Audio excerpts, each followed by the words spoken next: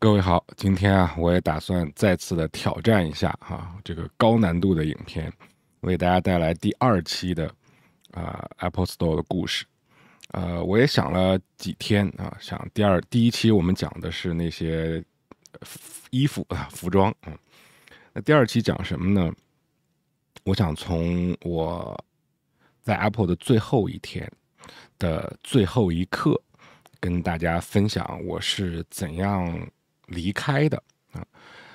先给大家看一个我一直跨了半个地球，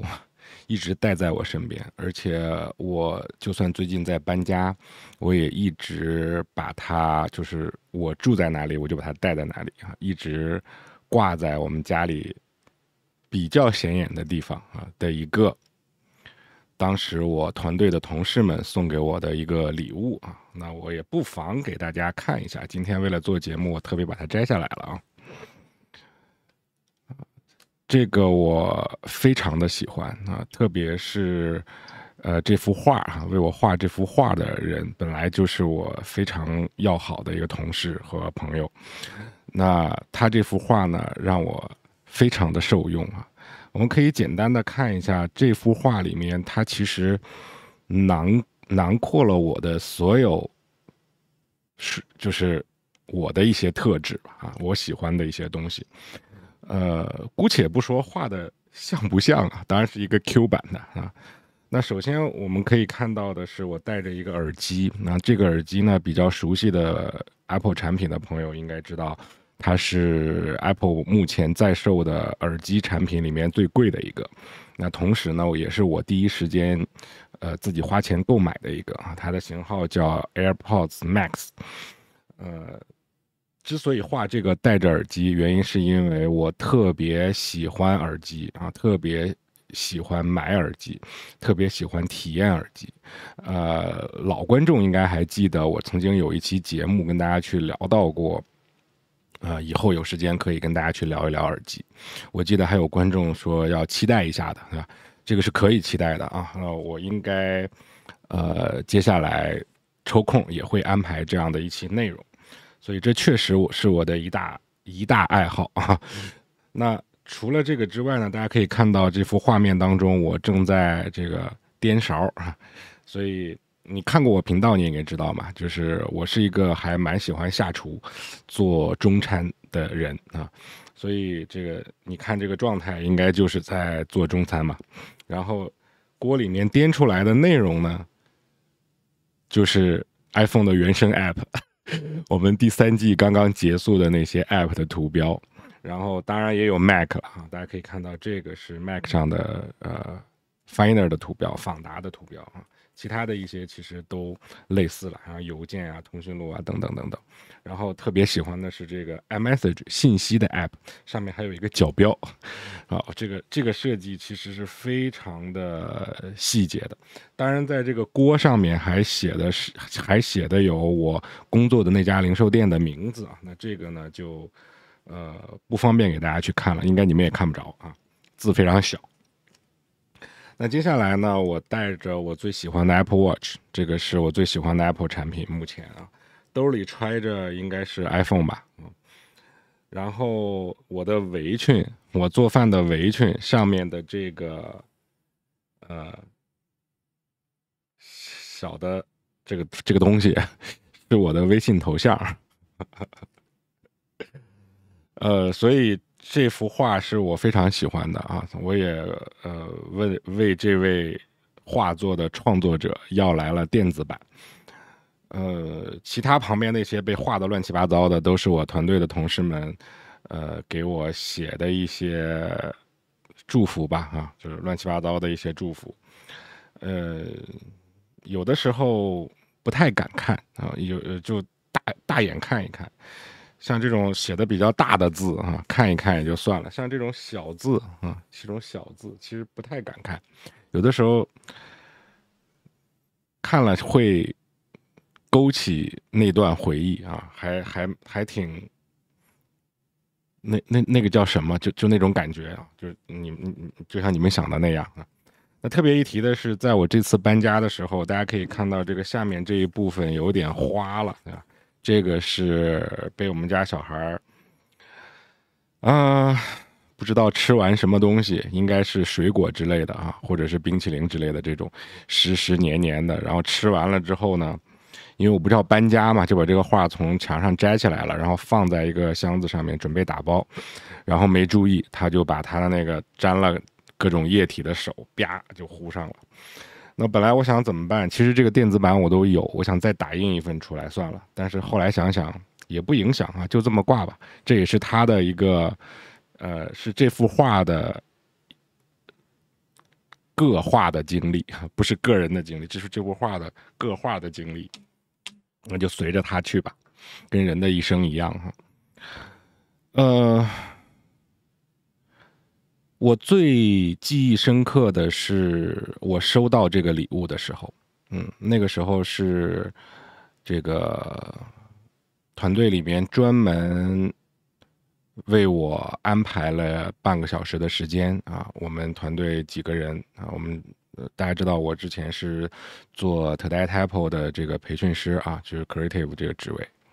那我们团队里面也都是培训师，那几个人呢，猫在一个小角落里面，给我来了一个非常简单的告别会啊。但是这个形式呢，其实我是有心理准备的。我不知道大家知不知道，在 Apple Store 或者说我不知道在 Apple 的公司是不是这样啊，但基本上在零售店的 Apple 员工，如果有离开啊，而且大家都会有点不舍的话，其实是会有一个叫 clap out 的东西，就是大家会让他在整个的零售店当中走一圈，然后所有的员工去鼓掌欢送啊，大概就是这么一个情节。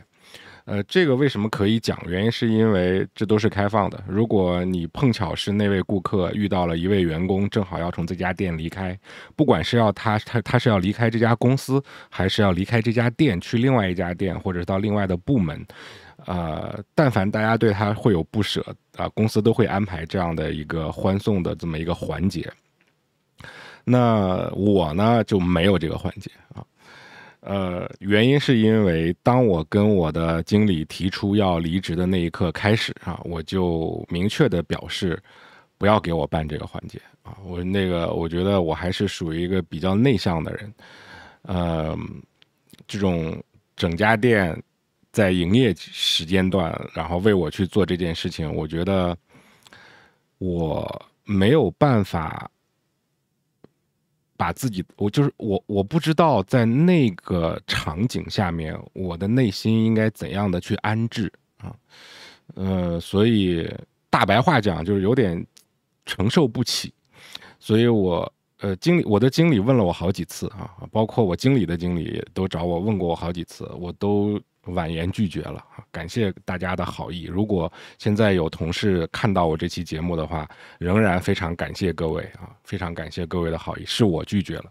我承受不了这样的一个画面啊。但是我们自己小团队花一点时间，半个小时的时间，能够离开这个营业区域，不去服务顾客，而是给我，简单的去做一下送别，我觉得这个是我可以接受的啊，毕竟自己团队内部嘛。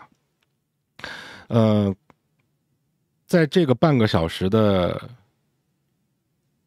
时间里面，我想跟大家分享一下，我大概都说了点啥啊。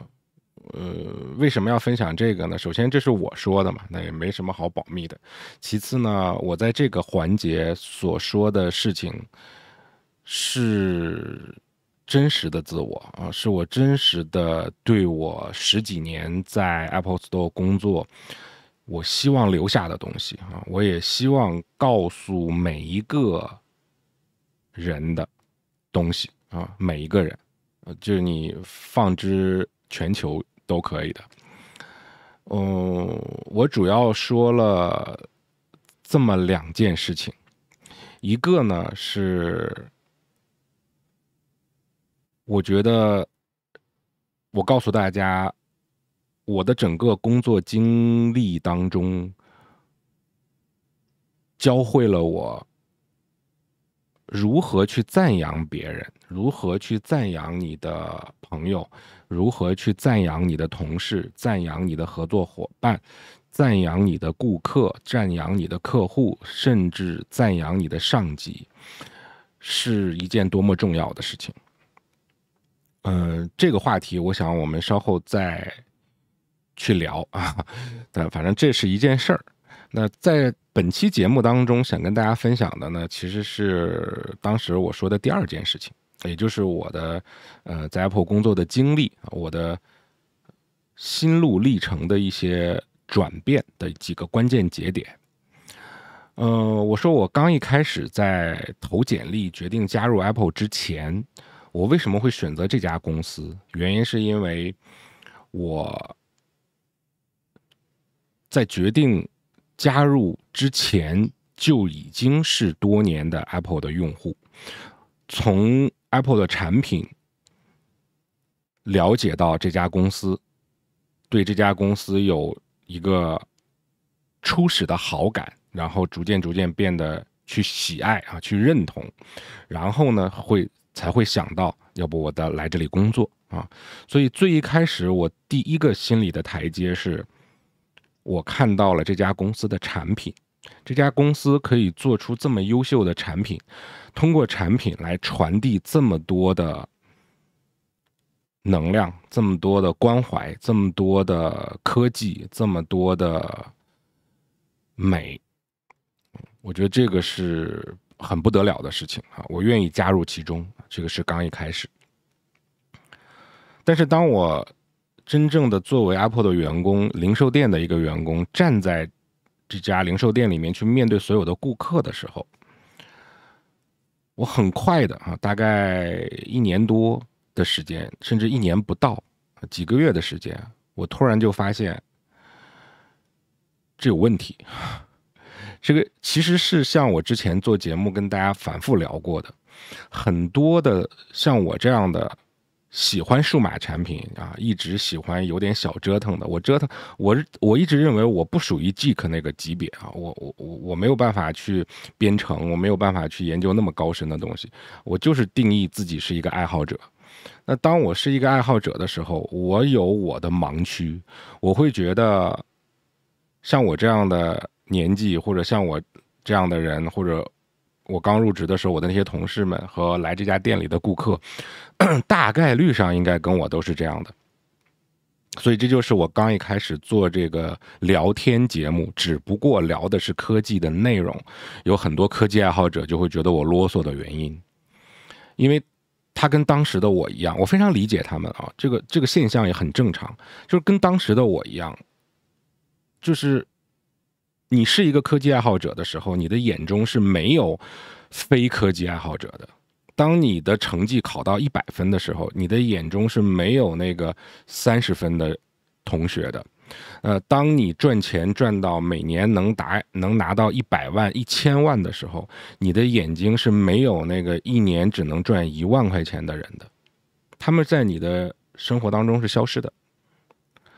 但是当我站在 Apple Store 的这个零售店当中的时候，面对我的顾客的时候，我就发现我是另类了，我是那个奇怪的。这些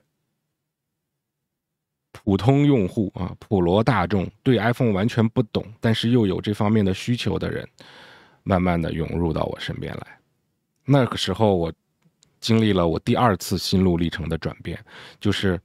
我发现我的价值，我加入这家公司的价值其实不在这些产品，而是在这些踏入我公司的这家直营店当中的每一个顾客，服务好他们，给他们带来价值，为他们赋能，这个才是我穿着工服站在这里的原因。这是第2步。而在我离职之前的大概2-3年啊，可能再久一点的时间当中，我又有了更深又一次的这个心路历程的调整。那我最后一步，这是我离开前的最后一步，3步走啊，心路历程分3步走。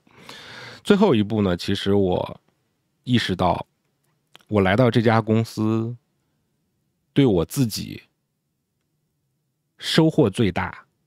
帮助最大、改变最大啊！我入职之前和入职之后，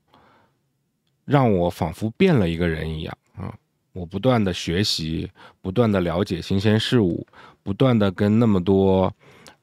有趣且